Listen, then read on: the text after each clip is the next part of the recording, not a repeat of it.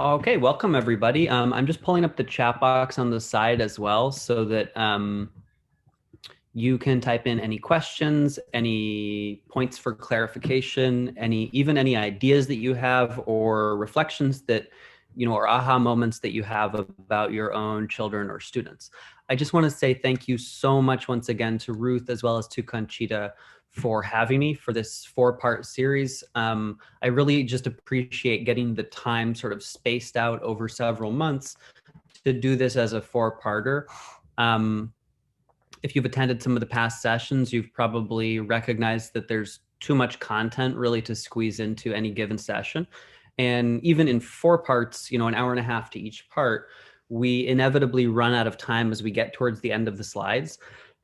And that's somewhat intentional because I try to give too much information and I front load all the information to make sure that we cover the most important parts, but we always have a little room for getting into some other stuff. And also all of the extra information is there for you on the PowerPoint. So I shared with Ruth the materials and you're welcome to these materials as well. You're also welcome to reach out to me. My email is on the PowerPoint. If you have any questions or if you want any clarification. So I'm just going to get going in the interest of time, and we have about an hour and a half, right? Hour and 20 minutes. So the focus on the first 3 sessions, the first one was an overview of CVI, including information about characteristics and phases. And the second one was about the CVI range approach to assessment specifically.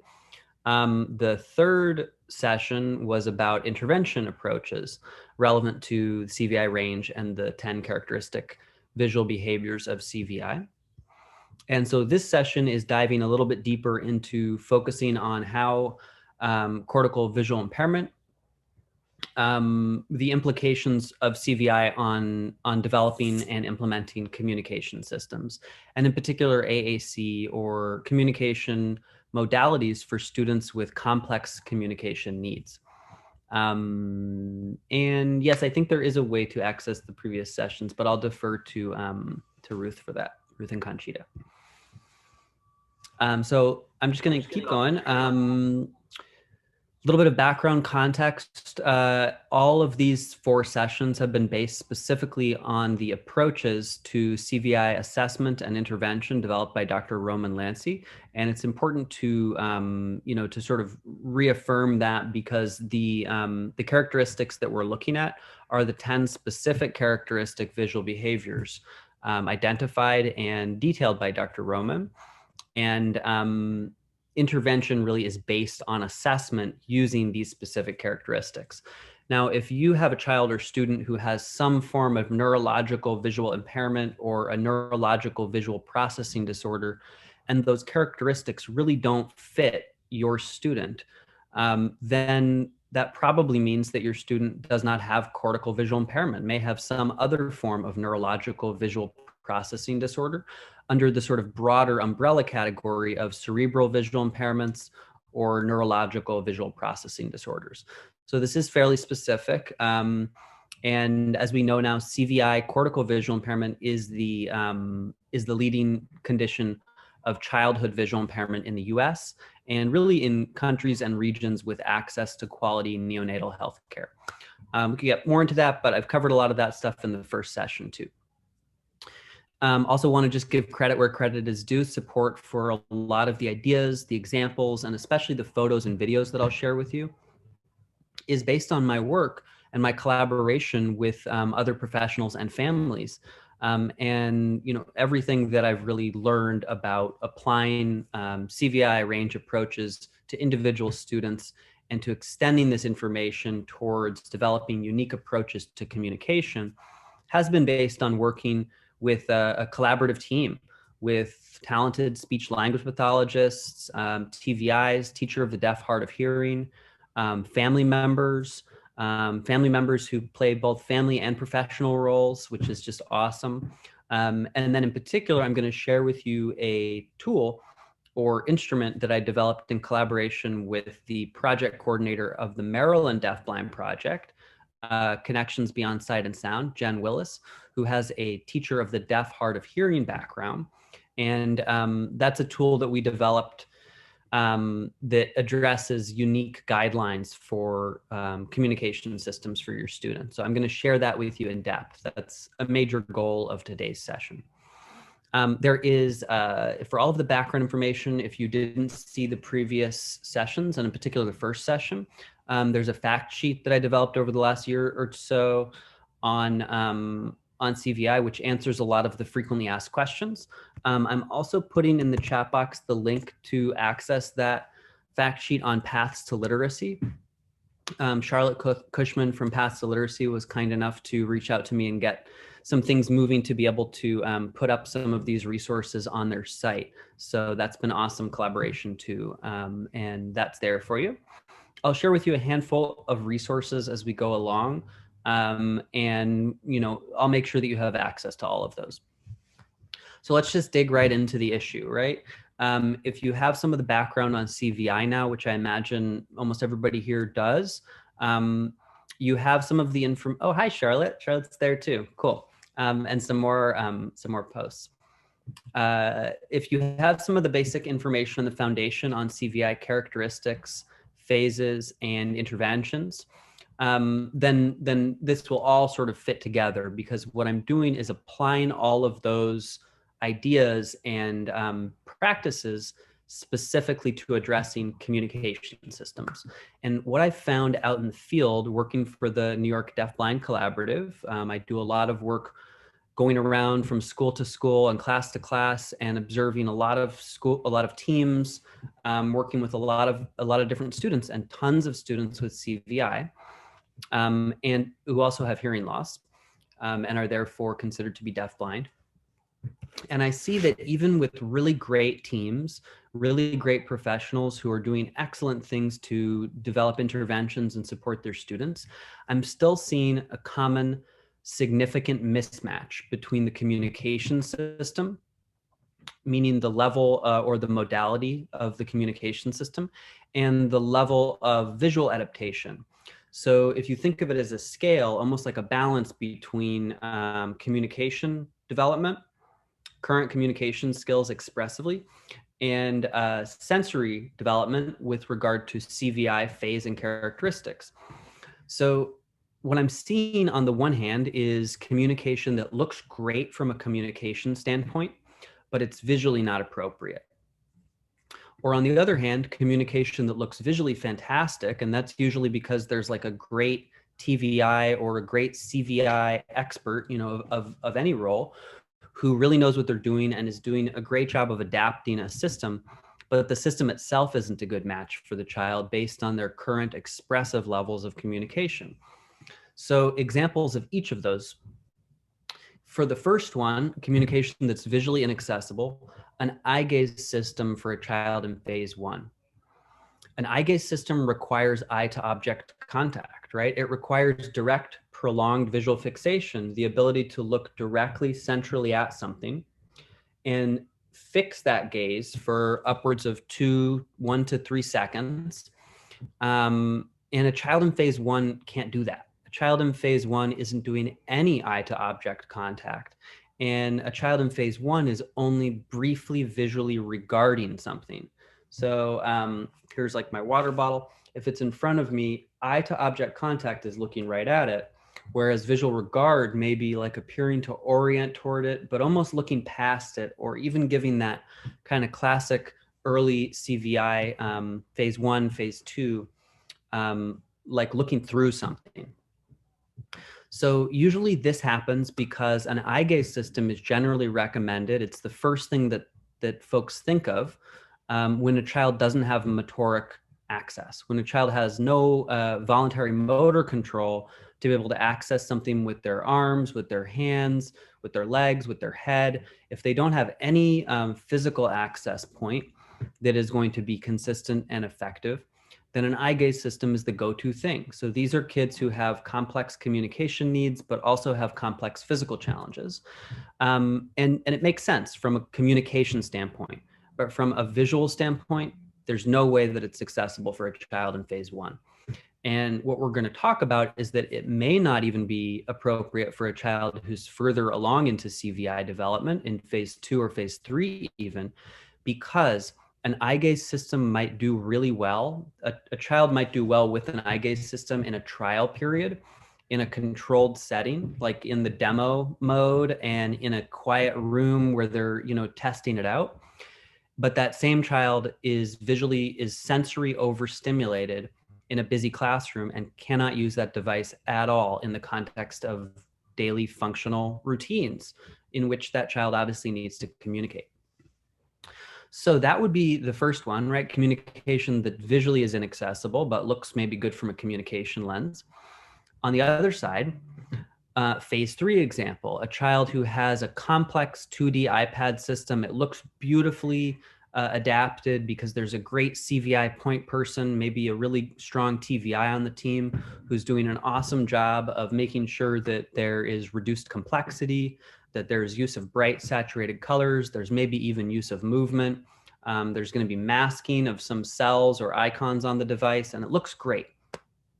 But the child doesn't know the meaning of any of those symbols. And you have an array on the device that has, however many 20 symbols on it.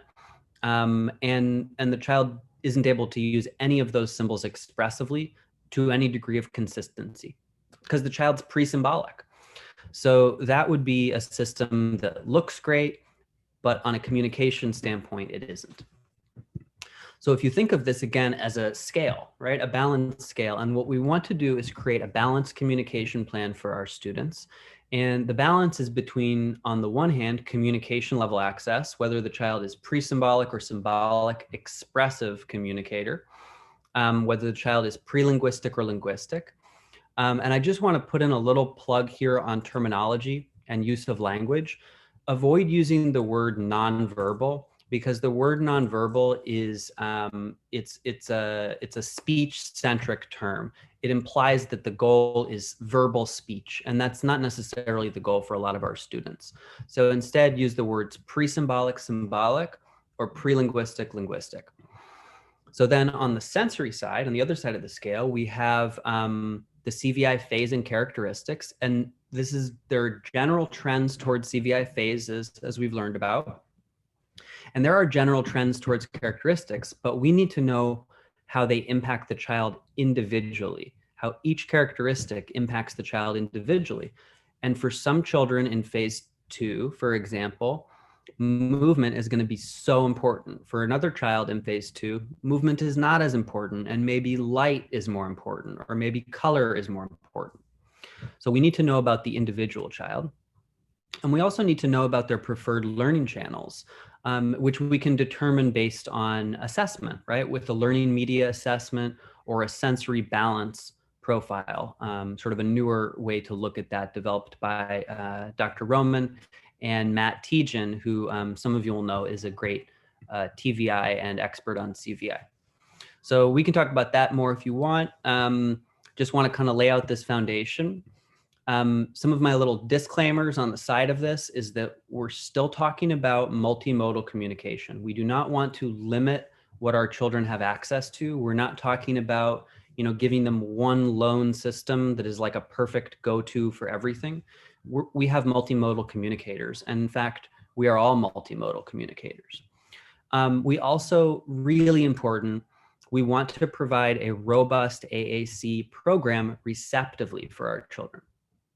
And I get that terminology from my speech language pathology friends, just understanding that we're not talking about what the child understands receptively. We're not limiting the child's access and exposure to language. Instead, we're scaffolding their expressive communication development by meeting them where they are, rather than expecting them to use systems that are over their current levels or above their current levels. Now, on the sensory side, my little disclaimers are that we're still allowing for multisensory access. We have learners who are primarily visual learners, but who also benefit from a tactile support and other way around, and auditory and kinesthetic and so on. And we're still talking about universal design, which is sort of a given in our field, right? Because universal design is supposed to make things accessible to everybody, but our field, especially of visual impairment goes way beyond that and says, sometimes universal design isn't even enough. We have to do more. Here is the little service announcement, public service announcement from ASHA that reminds us that ASHA's definition of AAC is not just about high tech. I think that when a lot of us think of AAC, we immediately think of like a high tech device, right? A communication device, like an iPad or an app or a Dynavox or something. AAC is not just high tech. AAC includes all forms of communication. And according to ASHA, it's other than oral speech. But I would just change that personally to say other than oral speech and sign language, because again, this ASHA definition is a little bit speech centric, and sign language is the equivalent of oral speech. It's a language, right? For individuals who don't have oral speech. Or who don't have audition, so that are used to express thoughts, needs, wants, ideas. We all use AAC when we make facial expressions or gestures, use symbols or pictures, or write. Okay, so AAC is many things, and we're going to look at some low tech and no tech examples of AAC that are critical to our students. And then we're also going to look at high tech, because everybody wants that. So multimodal communication. And once again, just feel free to type in anything in the chat box if you have questions or comments. Otherwise, I'll just keep, I'll just keep chatting away. Multimodal communicators. Our students use multiple modes of communication. And in fact, we all use multiple modes of communication, either at the same time or at different times and for different purposes. Those can be gestures, facial expressions, behaviors. They can be formal, modalities of communication, and our students do that too, right? But our students with visual impairments, in particular, our students with CVI, may actually shift those modes throughout the day in order to compensate for the impact of their condition, right? Based on the context, the activity that they're in, based on the ease of access. And it's just the worst when I've seen, a student with a device that's like in their locker for most of the day, in their cubby for most of the day, and it only comes out during like mealtime. Well, what's the point of that device if that's the case? That would be a device where there's no ease of access unless it's in a certain context. So, but also importantly, because of fatigue, right? And for students with CVI, the impact of multisensory complexity may actually mean that a child uses one communication modality for one activity when they're less overstimulated, and another one for another activity when they're more overstimulated. So that student who can use an eye gaze device in a controlled setting, sure, when you're in a controlled setting, that might be useful. And it might open up communication in a way that is expansive. But you need to have a low-tech backup that's accessible when the child is overstimulated. So, it's not enough to just say, well, we found the system for him, and too bad if it doesn't work for the rest of the day. And cool, thank you for Carlton for that awesome comment about the terms written and non-written, right? Cool, thank you. That's great.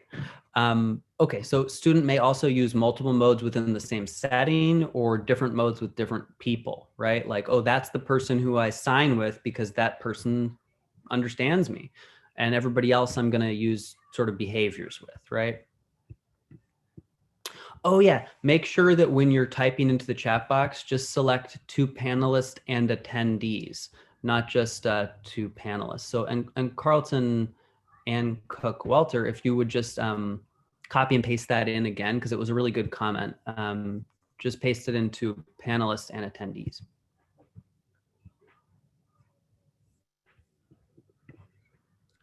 A good question. Hi, Alexandra. Nice to see you. It may be appropriate to use multiple communication devices. It really depends, right? It depends on the student, but it's not that you necessarily want to have like a whole bunch of high-tech devices, but maybe you have like a high-tech device, you have a low-tech version of the device, which I'll show you some examples of. It's just, a laminated like a book. And then maybe you have, gestures and behaviors that are going to be used to communicate when neither of those things is very accessible to the child for whatever reason. Yeah, that's awesome. Good question too. And great to see you, Alexandra. Okay, so multiple modes, multiple systems, right? We have aided modes versus unaided modes. An aided mode requires some other thing, like an object or a device or something, in order to use. An unaided device we can use, or it's not a device, an unaided communication mode, we can just produce with our body, right? We don't need any extra connector to be able to do that. It's important to have those. There's no tech, light tech, and high tech. I know if you're speech pathologists on the call, you may use some different terms. Some folks use low tech instead of light tech, or medium tech is even like a middle range between light and high. And we'll look at examples of each of those. You can kind of probably guess by looking at these pictures too. No tech, light tech, high tech. Okay.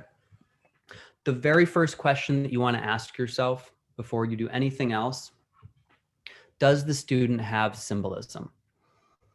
Does the student have the understanding that a symbol refers to an event, activity, object, or person? And not just the receptive understanding, but is the student able to actually use a symbol in order to communicate expressively about an event, activity, object, or person? And simple example of basic symbolism, you have a water bottle cap, right? So right here, I have a water bottle cap, a physical water bottle cap. This is a symbol that I'm using to communicate about a water bottle that is nowhere near. The water bottle is out of the picture now. And can your student understand and use this cap in order to say, I want the water, or I don't want the water, I'm pushing it away, I don't want that, or to comment about it, the water maybe before something else, or let's make a choice about it, or let's categorize it. Let's use it for various communicative purposes. Does your student have the connection between the symbol, which is a very concrete symbol, it's an actual part of a water bottle, so it looks like and it feels like the experience of interacting with that water bottle. And then in order to have symbolism, there's got to be something that it refers to, and that's the water bottle itself, right? So to have symbolism, you have a symbol and a referent. Okay, in this case, the water bottle cap represents the water bottle. Now, your student may have some symbolism or may not yet have some symbolism. Whatever you're using for those symbols, you also have to be very thoughtful and mindful about what's called the iconicity of that symbol. The choices of symbols that we make, what we're going to use to represent something, they have iconicity, which is a scale or a range of how concrete to how abstract is that symbol. Very concrete symbols bear a strong resemblance to the referent, to the thing that it refers to. Very abstract symbols bear no resemblance to the reference, and you have to have a lot of background concepts and complex understanding in your mind in order to make the connection of, oh, that's why it connects. So there's three basic levels. There's more smaller levels, but there's three basic levels of iconicity. The most concrete is an icon. So this cap would be an icon. It bears a very strong resemblance because it's an actual part of the water bottle that is being used. You could also use the water, maybe cut the water bottle in half, or a photograph of the water bottle, or maybe even like the label, something that really has a close connection, and you could look at it and immediately make the connection because it bears a very close resemblance. Then on the scale of iconicity, getting more abstract, there's what we call an index. And an index doesn't bear an exact direct connection, but there is somewhat of a connection that requires a little bit of interpretation and some background knowledge and concepts and connections. But the connections are, they're not super abstract. So here we have in the middle a board maker symbol or Mayor Johnson symbol, kind of the classic system of line drawings that are often used for students with autism spectrum disorders. and various students with complex communication needs. And this is a symbol for water, right? So how do we know that it's water? Well, we have to have the understanding. If we can't read the word yet, we have to understand that that weird shape coming out of the middle right part that's gray, that's got a little thing on the top, that's a faucet, right? Okay. You have to be able to look at that and connect that, oh yeah, I've seen a faucet that looks like that. And I understand that that's like a side view of that faucet. And even though it doesn't have any shading and it doesn't really look like that, I can make the connection that that's a faucet. And I can make the connection that those lines coming out and then those little squiggly lines on the bottom and then the blue color, that represents water, even though that is nothing like the experience of water. And it doesn't even look like if you took a picture of water. That's a cartoon or a line drawing, right? So it does require some background knowledge, and it requires you to look at that and make some connections, right? And then there's what you call a true symbol or an abstract symbol. And an abstract symbol has no resemblance to the thing that it refers to, and it requires a lot of complex connections. So looking at that third picture, can anybody type in the chat box, what is that? Why would that be a symbol for water?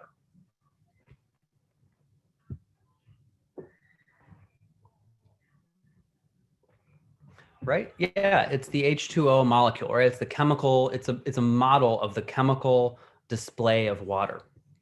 Okay, you have the big oxygen molecule and you have the two little hydrogen molecules. Okay, I think we would all agree that it would be ridiculous to use that as a symbol for water for our students with complex communication needs, right? We would never use that symbol for any of our students because it's so abstract. But how often do we use the one in the middle? How often do we use an index, which to our students, if they don't have all that background knowledge and all of those abstract concepts connecting their understanding of what that weird cartoon is, that one in the middle is just as abstract as the one on the right if you don't have that background information. So how often do we make assumptions about what our students are the connections that our students are making, or even the experiences that they have? Because we are able to look at that and make those connections very quickly. Okay, the one in the middle, the index, is actually pretty abstract, especially for students with visual impairments who don't have those obvious visual connections. Okay, so it's not that an index is always bad. Sometimes an index is the appropriate symbol for your student, but I'm asking you to just be thoughtful about it. Look at that index, look at the symbols that your students are using and think to yourself, is this the right symbol? Is this the most concrete? Or does my student need something that's more concrete than this? Does my student need an icon that bears a very close resemblance to what it represents? Now with CVI, we have a whole other issue, right? About iconicity, which is about personal experience, right? And let's see, do you have to have this background knowledge, or couldn't this be taught through experience? Yeah, it could. Good question. It could be taught through experience. And sometimes words are just so abstract. Like if you're using core vocabulary, like the word want, there's no symbol that you can make that's concrete for want, right? So what I would suggest doing, if for core vocabulary, don't worry so much about having a concrete or representative visual. Instead, create something that is highly visually distinct, that looks very different from anything else, so that when the child does have repeated experiences with that symbol, they're going to get it. They're going to get it quicker because they're going to recognize that it's very distinct from anything else that they look at. And I'll show you some examples of that as we go along. It's a good question. Okay, so we come against this whole other issue related to iconicity with CVI because of visual novelty, right? Because of individual experience with images and with looking at things. What is your child's experience with water? Is it a water bottle? Or is it maybe their own personalized water bottle, like a portable, canteen?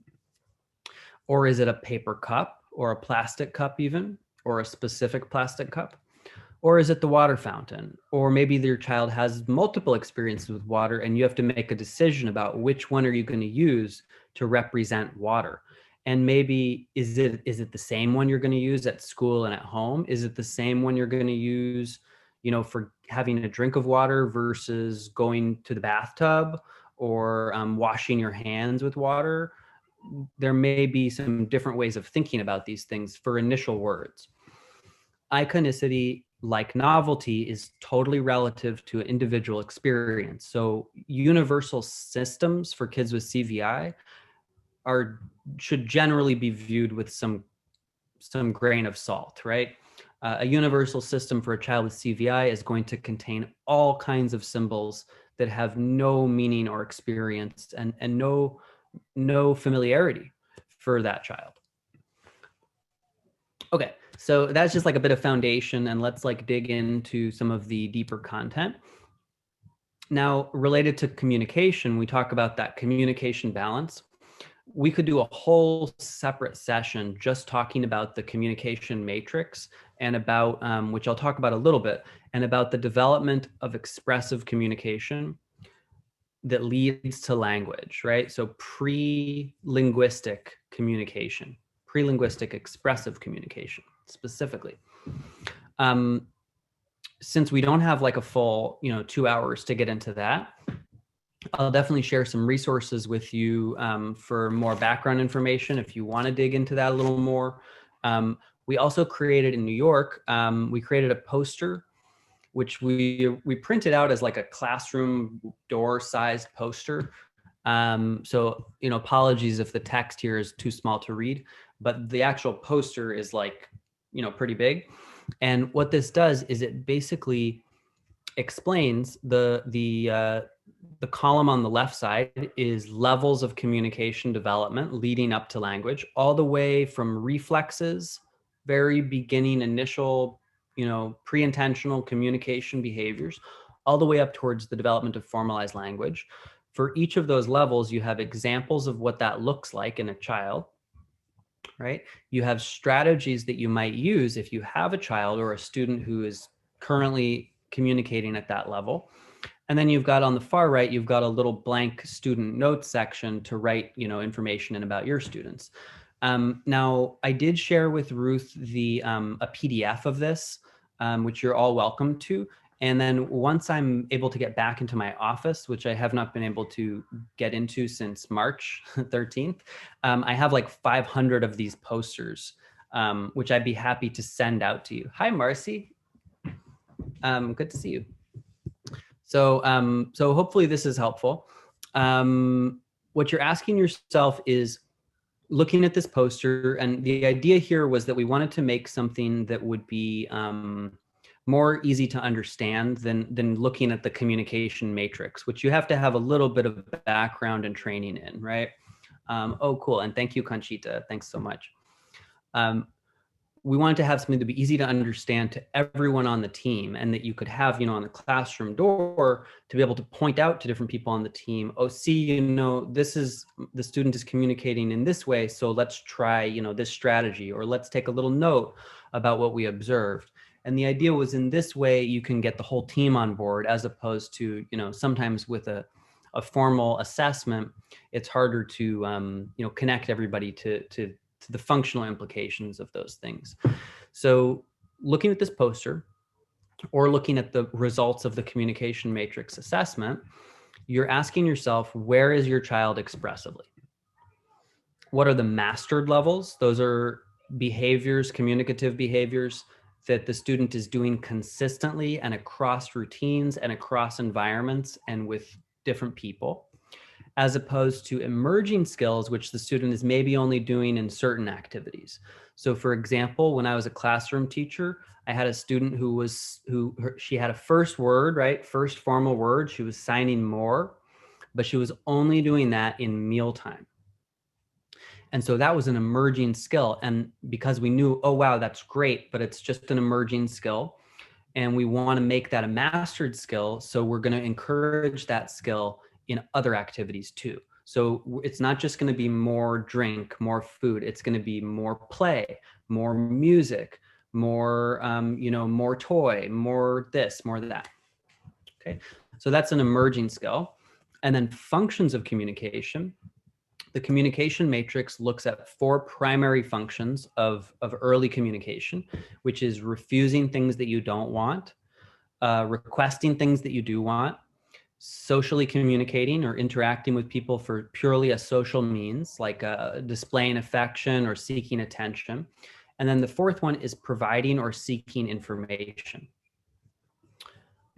And across routines and communication partners, right?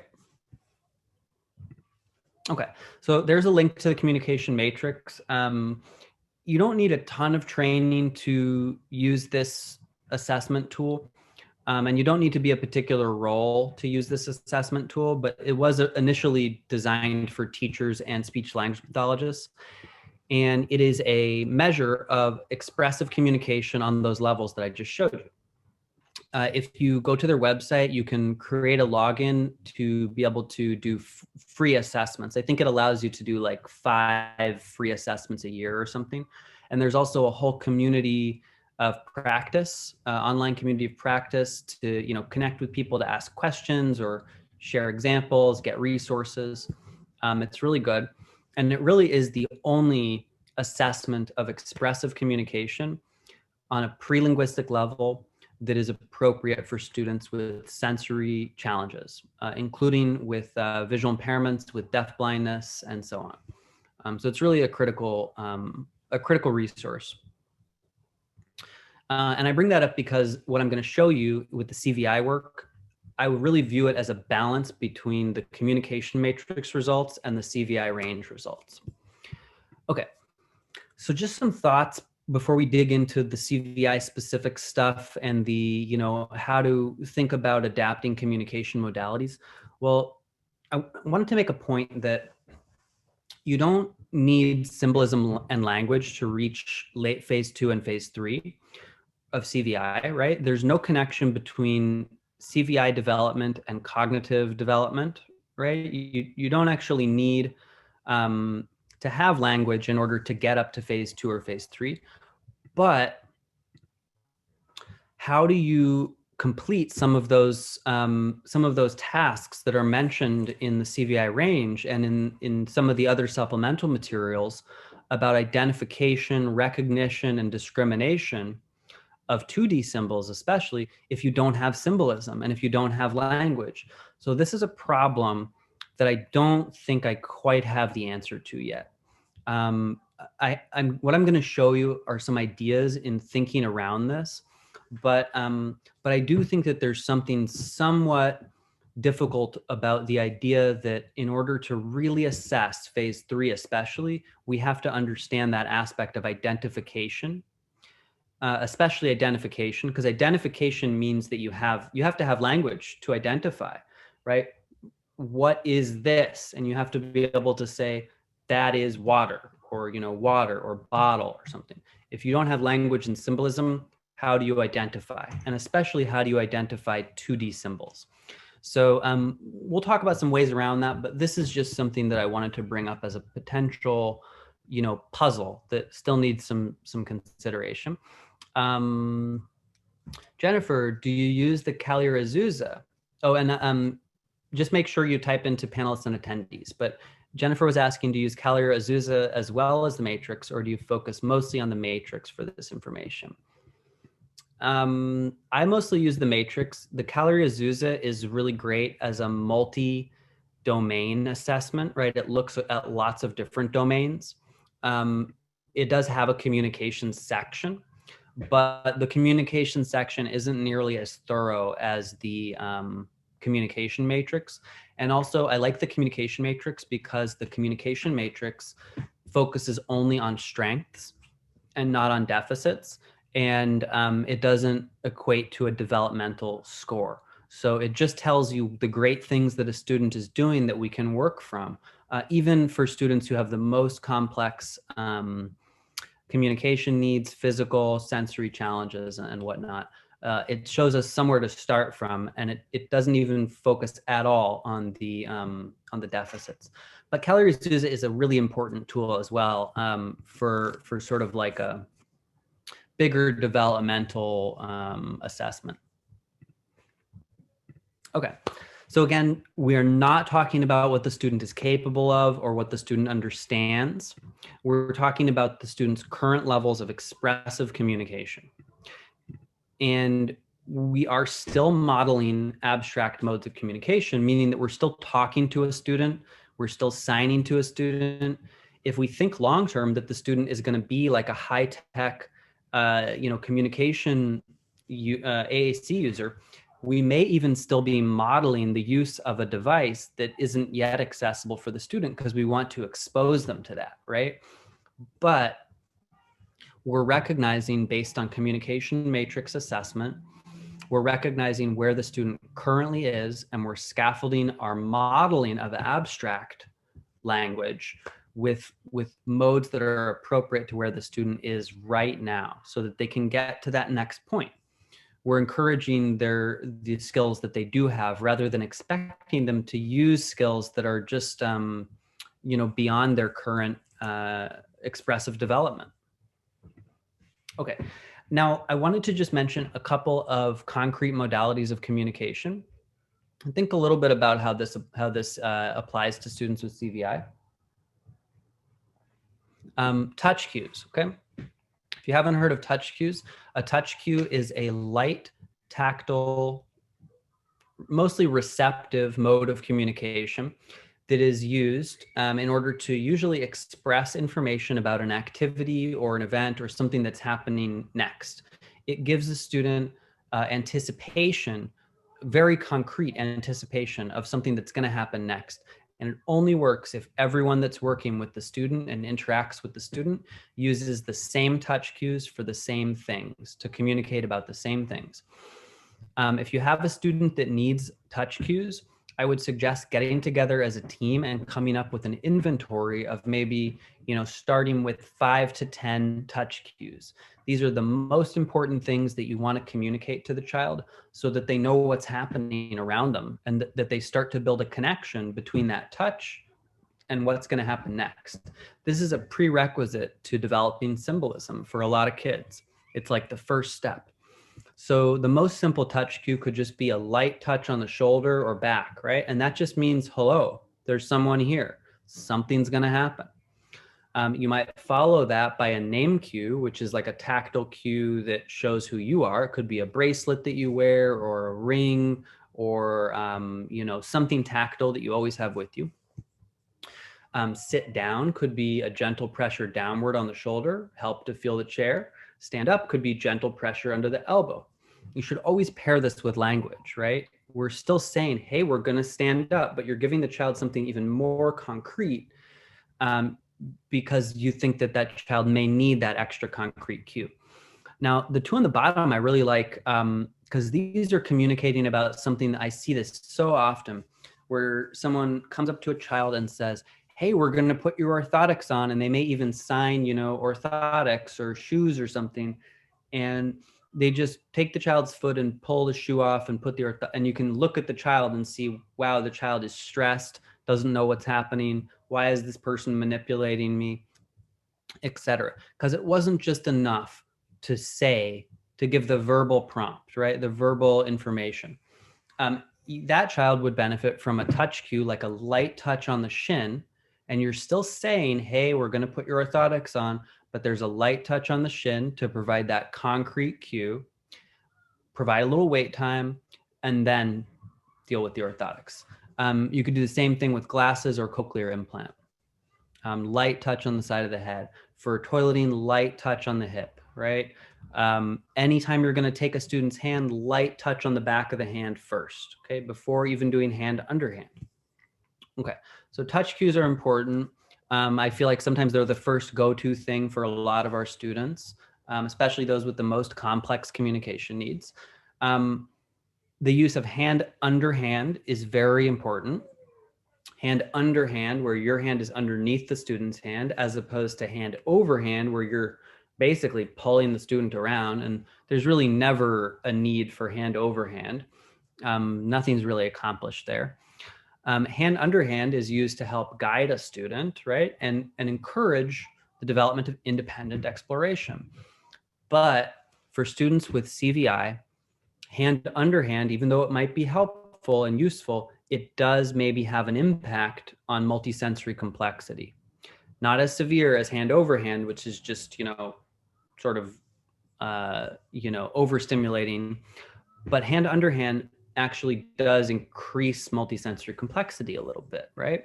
So maybe we just have to be more thoughtful about how hand under hand supports visually guided reach, right?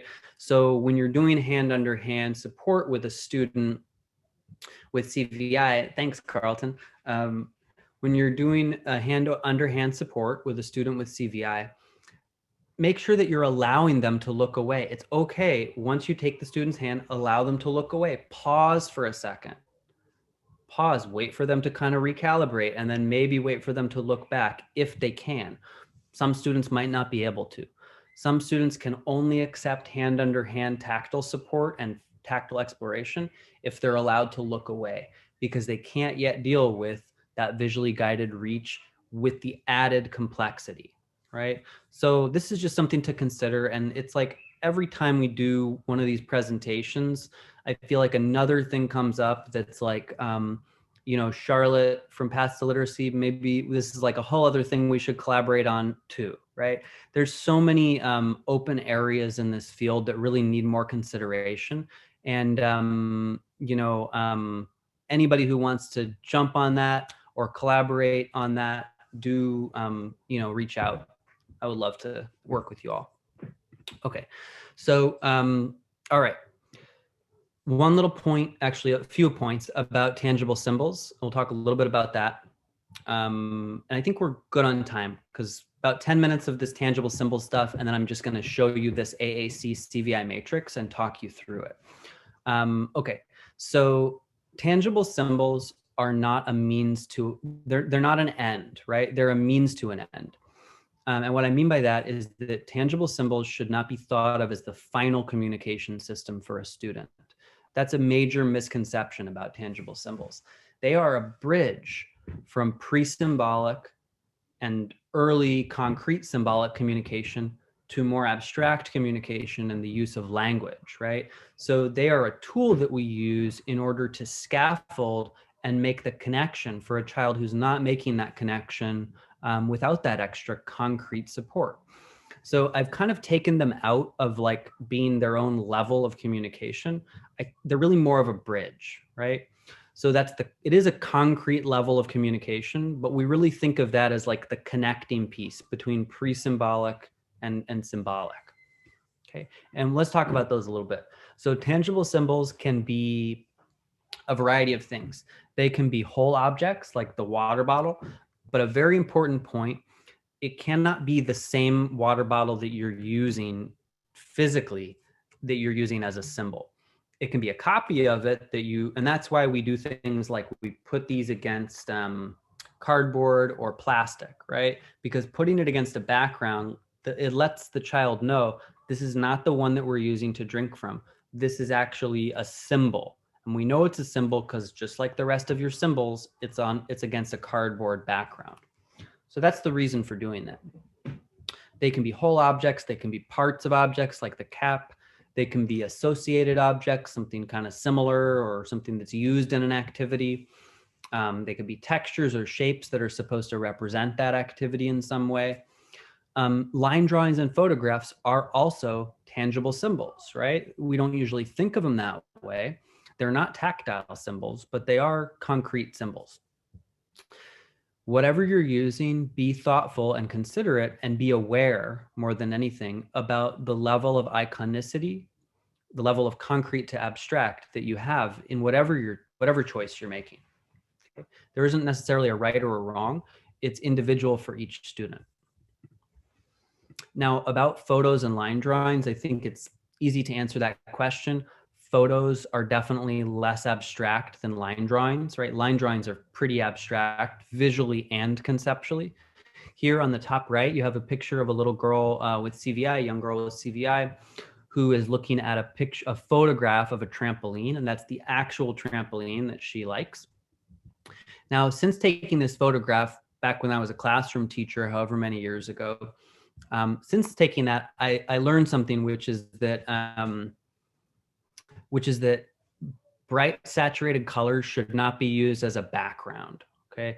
The bright saturated yellow there, it actually distracts her from looking at the photo.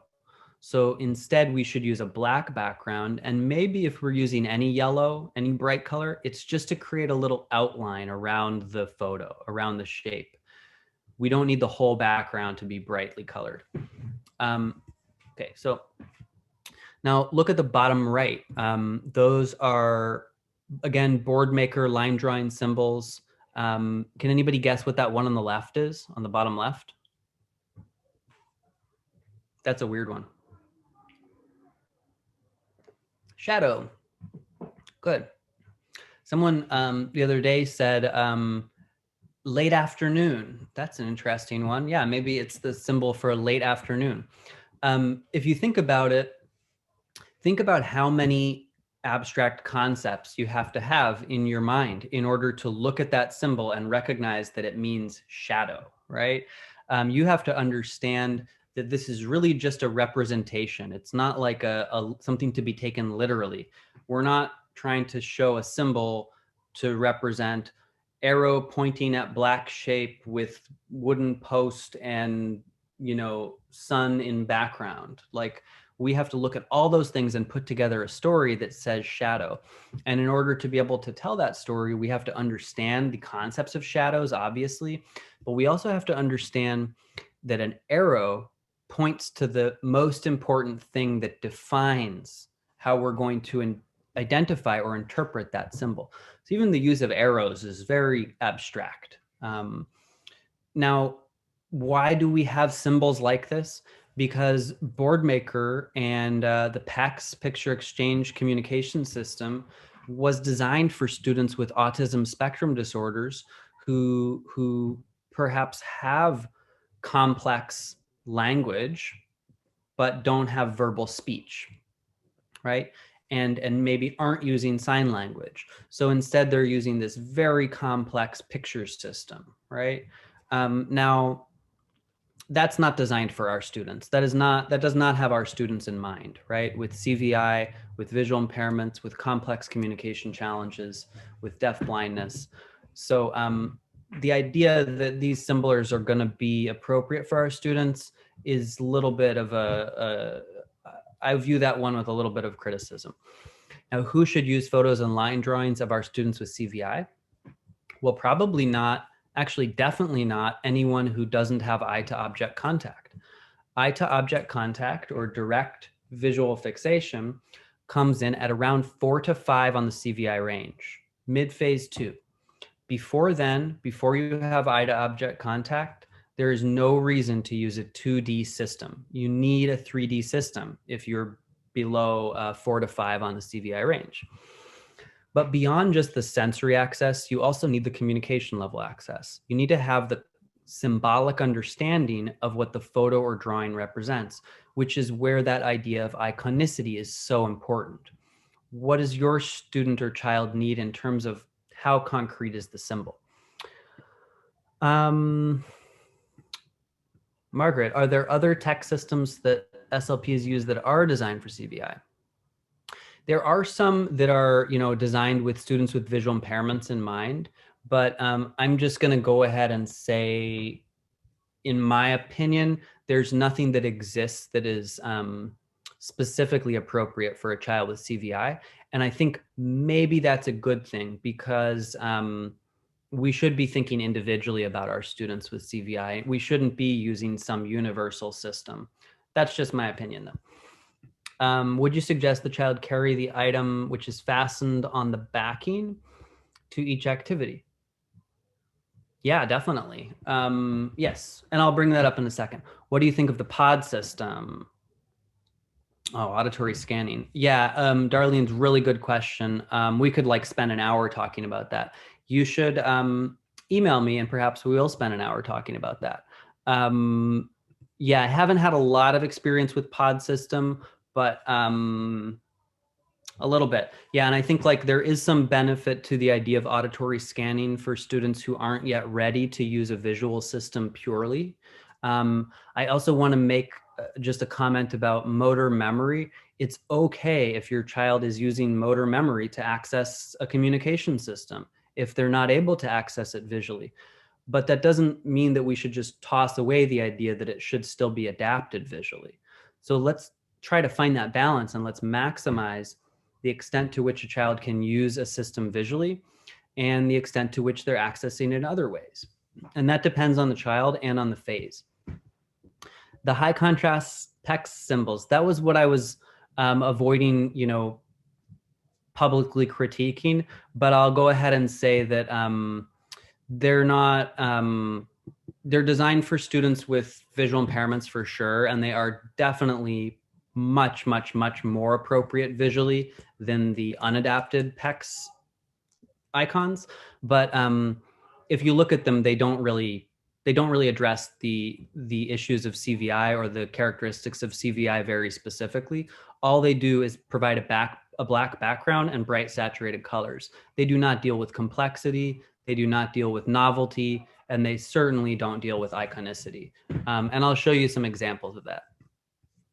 So here is an example of a very nice little go-to example of a child who's using photo symbols of real objects that he knows against an uncluttered background. They're good images with nothing complex around them. And the teacher would, I wish I had a video, because the teacher would like move the one on the left a little bit, the child take his time to look at it, move the one on the right a little bit, child take his time to look at it, and then look and reach towards the one that he wants, right? So, and it's okay if he looks and reaches or looks away and reaches, and then there's an immediate connection or reinforcement to the, to the referent, right? To the connecting thing that is being represented. Okay, so very simple example of a 2D photo tangible symbol system for choice making. But also notice that they're held up at eye level and they're spaced apart far enough that to allow for the eye gaze. Okay. Okay. So I just want to really quickly say something, because I do want to keep going and get into sort of like showing you this resource. But I want to just make a real quick comment, maybe 2 minutes, about levels to which tangible symbol systems are used, because I know this is a big issue. I think too often we use tangible symbol systems for complex communication for a student who doesn't yet know symbolism. If you have a student who doesn't yet know symbolism, doesn't yet have that connection, then you need to use your tangible symbol system on an anticipation level. And I'll give you the steps for that. If you have a student who does have symbolism and knows the meaning of the symbols, then you can start to expand the use of that system to a broader uses, like schedules, calendars, choice boards, and more, complex communication modalities, and for literacy activities, for conversations, and so on. But if you have a student who doesn't have symbolism yet, here are some quick steps for using those symbols. We'll use my little water bottle cap again. Show the symbol, okay? Pair it with language. Do you want water, right? This is water, touch water, or whatever. Or sign, within 30 seconds, and I would say even maybe within like 5 seconds, pair the symbol to the referent. Make the connection immediate or close to immediate, because if you wait too long, the connection's gone. Make sure that you carry it with you to the activity. And the reason that you're doing that is that it's estimated that it takes 1,000 exposures, 1,000 times of experiencing a symbol to understand and make the connection between the symbol and the referent. If you only see this one time a day, it's going to take you 3 years or 3.5 years to make the connection. If you see it 200 times a day, then you may get it in 5 days, right? So find your balance for your student, carry it with you to the activity, continue to reintroduce and refer back to the symbol as often as you can. And, rough guideline every couple minutes during the activity. Keep referring back to it.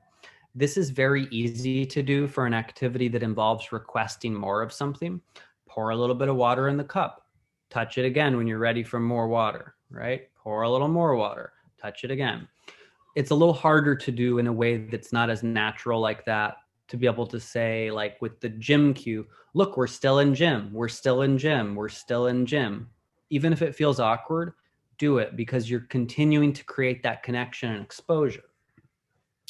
And then very importantly, at the end of the activity, place the symbol, or, with the student. Importantly, the student's got to be part of placing the symbol into a finished box, which is just any container that means the activity's finished.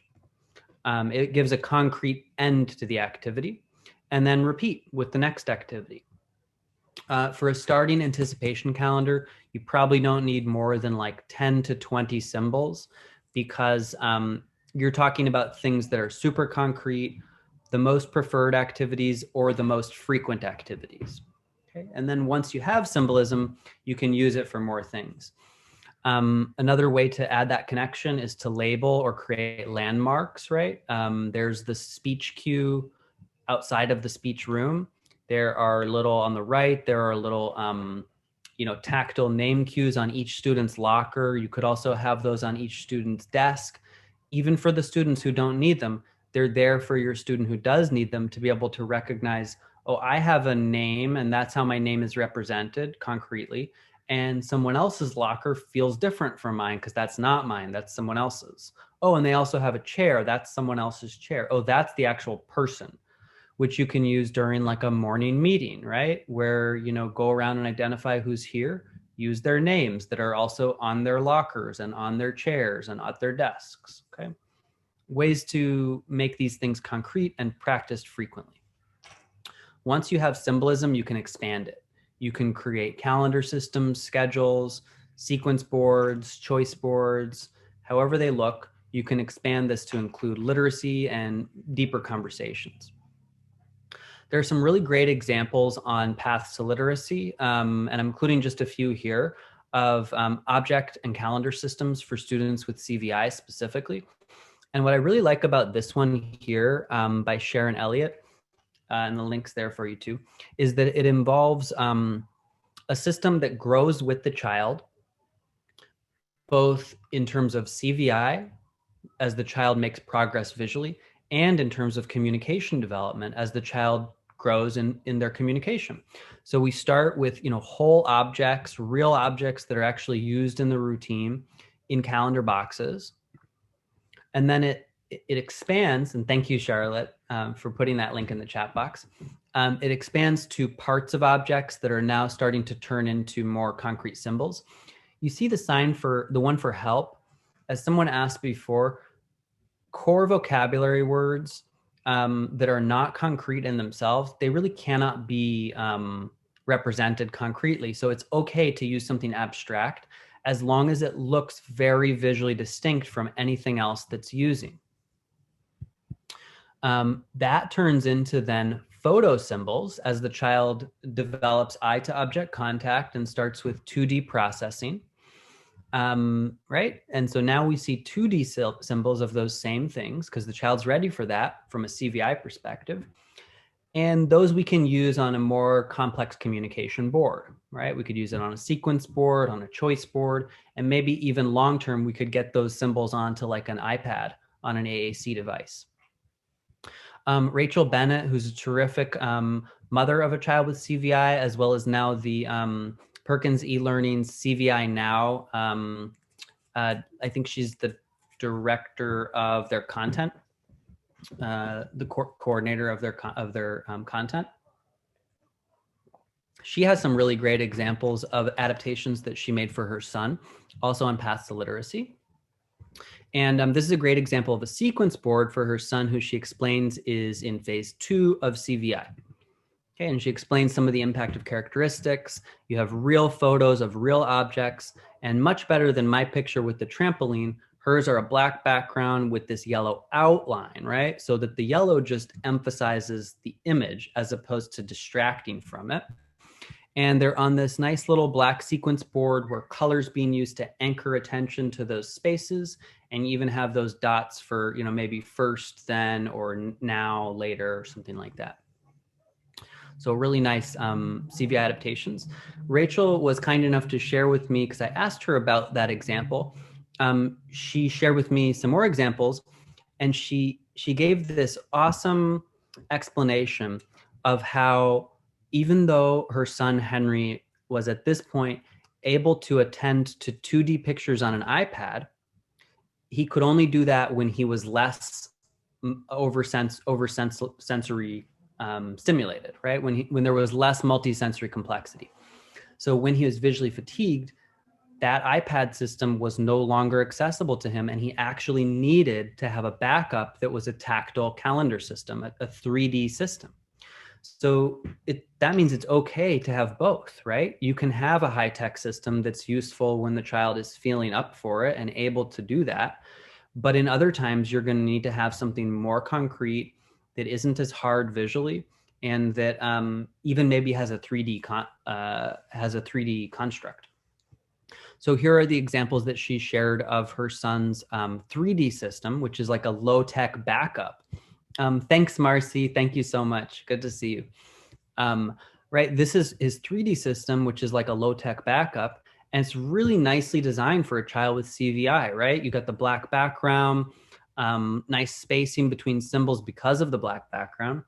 The symbols themselves are very visually distinct from each other. There's no two that look very, very similar to each other.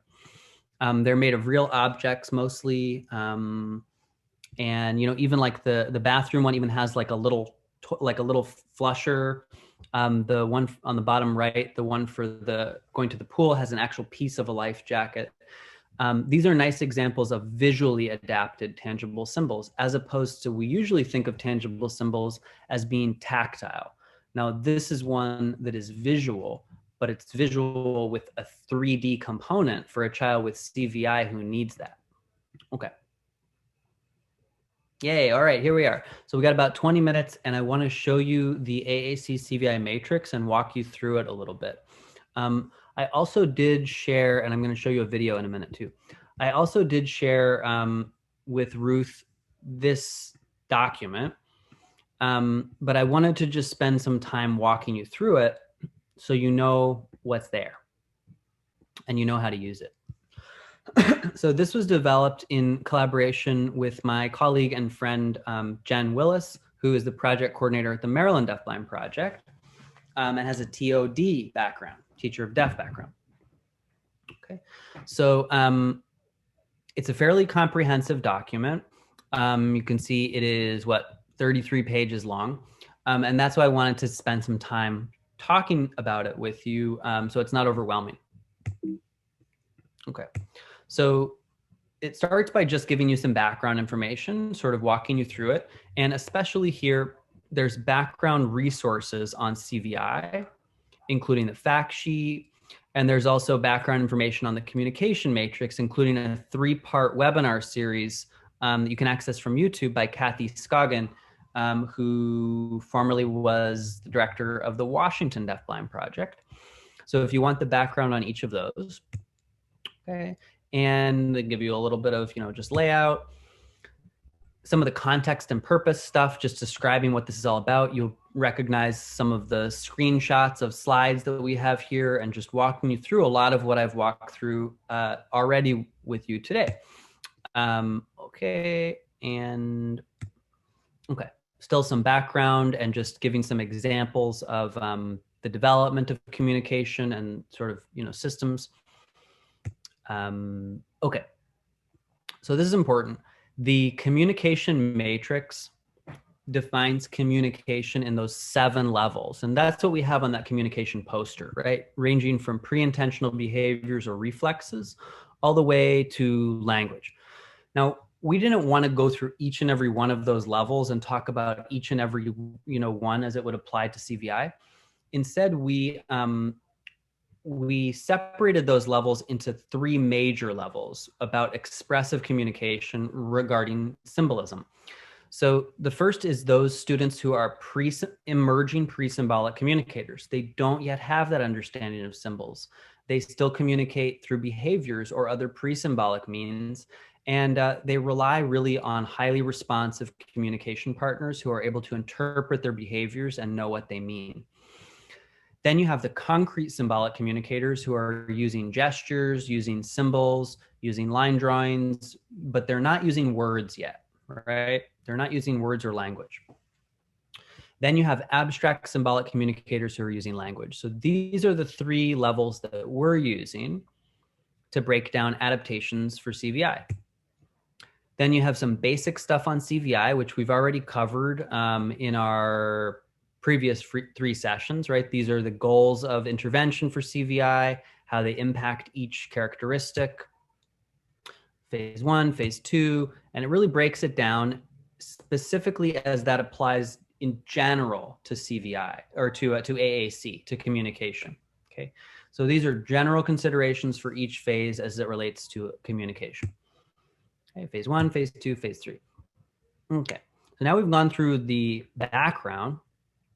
Here you have this, the first thing you want to do before using this tool is you've got this table. And on the left side, you have the phases of CVI, and we've split phase 2 into early phase 2 and late phase 2. And the reason is that early phase 2, the child doesn't have eye to object contact. So 2D is not going to be good. 2D is not going to be accessible. Late phase 2, you're going to have some emerging eye to object contact, and 2D may at this point be accessible. So those are separated. And then across the top in these columns, you have those three levels of communication that we talked about, right? Emerging pre-symbolic, concrete, and abstract. So what you want to do, you have your CVI range results and your communication matrix results, or even just your communication poster. And I'll put my little animation tool. You want to mark an X, right? Or a checkbox or whatever, where your student fits. Now, you may have a student who's in between. You may, like I have a student here who I'll show you a video of in a second, who is in late phase 2, is a concrete symbolic communicator with some emerging skills over here in abstract. You may have a student who's between CVI phases. Maybe they're like at a 5 to 6 on the range, and that's kind of somewhere between early phase 2 and late phase 2. Or maybe they're a 2.5 to 3.5, and then they're between 1 and 2, right? So you can mark more than one box. Marking these boxes, what it tells us is what we're going to look at in the next, 15 pages, 10 pages below this. Otherwise, it will be overwhelming to you. So if you've done this, you have figured out where your student is. Now you go down to the next many pages and you basically just find the one that applies to your student. And they go through phase 1. We've got columns for each level of communicator. Bye, Julie. And you see those are considerations for each. So this is phase 1. You have a column for emerging pre-symbolic, for concrete, and for abstract. You just want to go to the ones that are relevant for your student. Forget about the other ones for now. You have little boxes for each suggestion or guideline. And it's not that they're all going to be needed for your student, but you want to find the ones that are most relevant for your student. And then you want to just check them off, right? So you want to just go in and, check off, oh, not that one. Let's do that one and that one, right? So you're just basically checking off the considerations that are most relevant for your student. And again, if you have a student who's in between sections, between levels, you might pick, considerations from a couple different ones. Okay, so that's phase 1. And you'll notice at the bottom of each phase, you also have considerations for sign language, which of course is mostly, mostly there's going to be considerations for accessing receptive sign language, right? For a child who, has the visual deficit. And considerations for tactile input systems like protactile and haptics, for kids who are deafblind and need extra tactile information. Okay. Phase 2, same thing, right? So if your student is in early phase 2 and a concrete communicator, you're going to mostly be looking at that middle column. Okay. What you'll notice is that as it goes along, the considerations actually get longer because as students use their vision more, we need more ideas for adapting, right? So maybe it's a little bit more straightforward and simple in phase one, and it gets a little bit more complex and broad as it goes. Same thing with sign language. We see a lot more considerations as the child is able to visually access sign language. Now we need all these ways of adapting it. Phase two late, same thing, right? You're getting sort of familiar with the layout and you're just picking the one that is relevant for your student. And phase three, same thing. Now, so it's fairly simple to use actually, right? It seems like a ton of information, but it's more just that here is all of the information for you. Now you have, now you know where to start, and you're just gonna highlight or check off boxes for the ones that are relevant to your student. Okay. What I really like about this, and I was really happy about, is that what we realized when we were creating this extensive document, we realized that we were using a lot of terms that were not necessarily a given and that needed some explanation. So we added another like 10 pages almost of an index of terms explaining each of the terms that we were mentioning. So, you know, you have a whole page on touch cues explaining what touch cues are, on name cues, tangible symbols, this whole explanation of iconicity that I gave you, the explanation of object cues, calendar boxes, anticipation calendar. It's all there for you, along with examples, as well as when possible, a link to a resource, like a past literacy resource there. There's a video on calendar boxes, examples of calendar systems, right? A real explanation of all of these concepts, as well as some of the CVI specific concepts like salient feature instruction, sight word bubbling, and all of that, hand under hand, and so on. Additional resources are linked at the back extensively. And then the references are also helpful because we've actually linked when we could to a file, like you know, a fact sheet on name cues or touch cues or on calendar systems or whatever. Okay, so that is there for you. And I see my colleague Renee and I want to translate your poster. Yes, you have my permission to translate it in French. We are not, nor do we ever intend to make a single penny off this. It's open and free to the public. So would love for you to get to translate it and would just massively appreciate that. Definitely just let me know when you do. And I would love to be able to share it too. I think that Ruth shared the actual tool and information with everyone, but you can always reach out to me too. Thank you. I mean, our hopes is that this would be useful for people. So, and that's the intention. And, you know, I always say, like, I don't really claim ownership over any of this stuff. This stuff is for you guys. It's for the kids and the families. And that's what it's about. So please do run with this as far as I'm concerned. So this is just walking you through some of that stuff. I wanted to show you a quick video with our last few minutes before I open it up to the last few minutes of comment and make sure you fill out your, you know, evaluations and stuff. And I wanted to show you this example. Let's see. So this is just a little, you know, 1.5 minute long video, which is a child with CVI who is in mid to late phase 2, maybe. She also has dual cochlear implants, so she is, you know, considered to be deafblind. She is working here with her speech language pathologist, who Caitlin, who is awesome. And what you can tell about this is that she's now at the point where she has some emerging concrete communication, right? She knows the meaning of these symbols, right? She does know the meaning of these symbols, but she's just starting to use it on a more expanded system. So we're just looking at a 3-cell, you know, physical communication board with 3D symbols. What I want you to think about and observe while you're watching this is, what are the communication adaptations and what are the CVI adaptations? And as you note them, just, you know, type them into the chat box. So what are the CVI ones, the visual ones, and what are the communication ones? You do. Go to your schedule.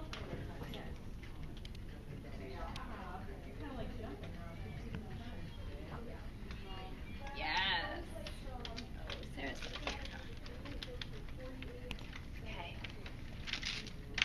Great. Look. Miss Sarah, she's still here, but we'll do it for now.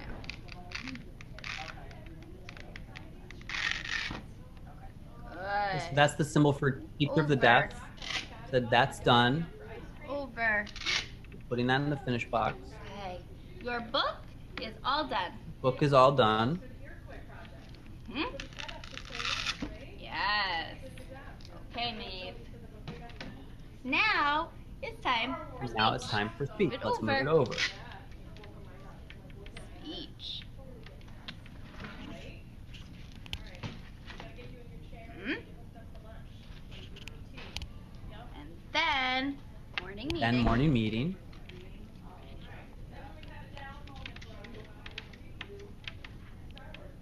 Hmm?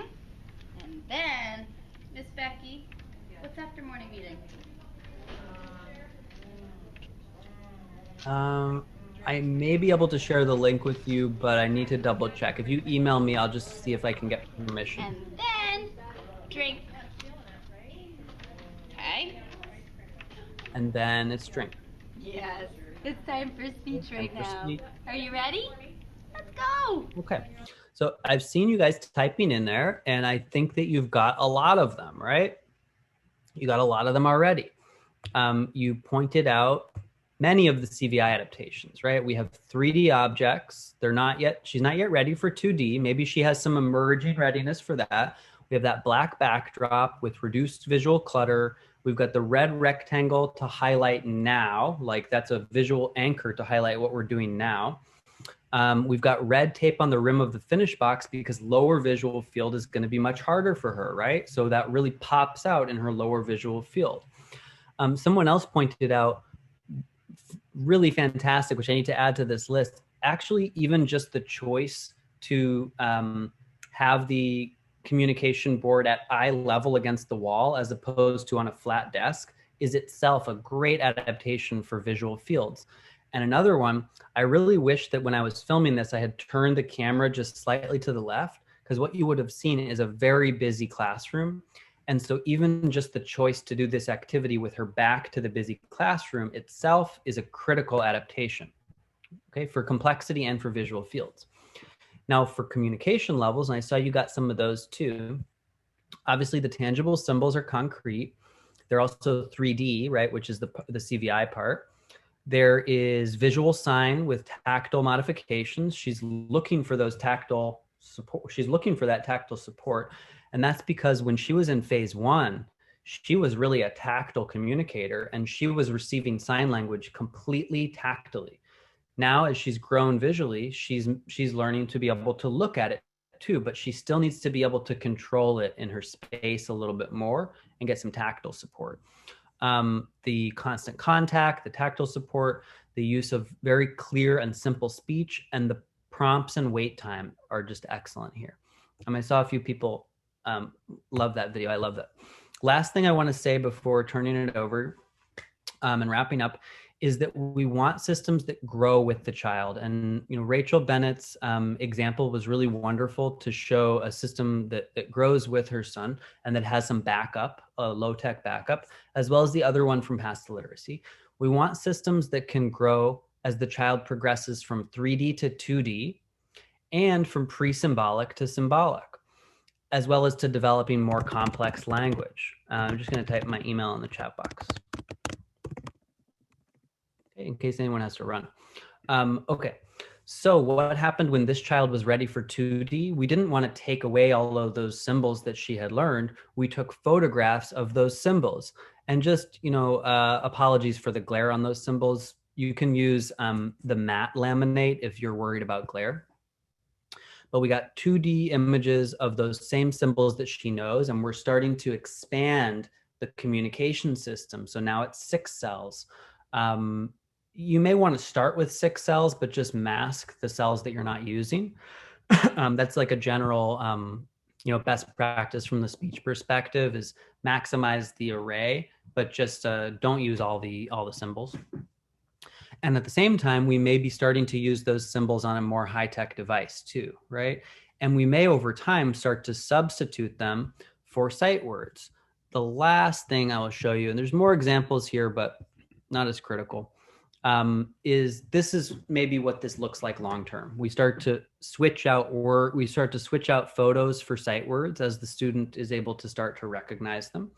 We're using color to anchor attention to specific sight words. And if we need to do any modeling, we've got one of these, right? Just a little red outline window, which is the same shape and size as a communication symbol. It's got a hole in it so that the student can touch through the window. And so that way we're not modeling by touching the device ourselves, we're modeling it visually with a visual prompt as opposed to with a tactile prompt. That's unique for kids with CVI. This also brings up like the bigger question of partner assisted scanning and pod systems and stuff, which is like a whole deeper conversation and one that I would love to have with you. On that note, and just to respect all of your time, just gonna switch to my little thank you animation. And to say once again, thank you so much to Ruth and to Conchita for having me. Really appreciate you all joining. Please feel free to reach out to me anytime. Love to hear from you, to give feedback, answer questions, as well as to collaborate if you guys have ideas you want to collaborate on. And I gave 2 email addresses here, but just to use the one in the chat box if you can, or use whatever. Thank you so much. For our ending poll, we have a couple of questions for you all. The first one is on a scale of 1 to 5, how did you find the session? So 5 being excellent, 1 being not useful at all. The second one is, will you use the information you learned today to inform your practice? Yes, no, and maybe. And I know Ruth Ann is also going to give the closing code for AER credit. Right, right. Okay, so the closing code is ADAPT. And I'm going to put this in the chat box. Please, to get your credits for ACVREP, you will need to send your opening and closing codes to Alan Kaufman.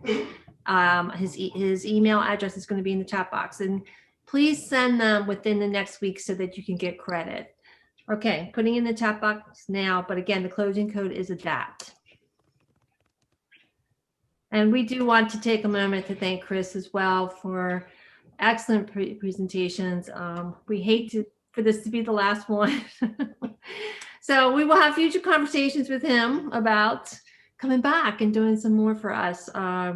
So Chris, thank you again for everything. It's been a wonderful experience and positive feedback from everybody that's attended. So very informative and we really appreciate it. So on that note, we'll say goodbye for this time. Did you want to share the results, Conchita, or you're just going to end the poll? Oh, sorry, I didn't share them. I already got rid of them. I mean, overall, great. Of course, everyone loves it. So thank you again, Chris, for doing this. It's been really informative. I learned something new, lots of somethings new every time. So thank you so much. Yes. Thank you so much. Really appreciate you both and everyone for attending. Yeah, look forward to future collaboration. Great, perfect. All right, well, have a good evening, everyone. And if you're in the area that's supposed to get all the snow, ice, and freezing rain and sleet and whatever else, we wish you the best of luck. And we'll see you on April 7th. Thanks, guys. Thank you. Thanks.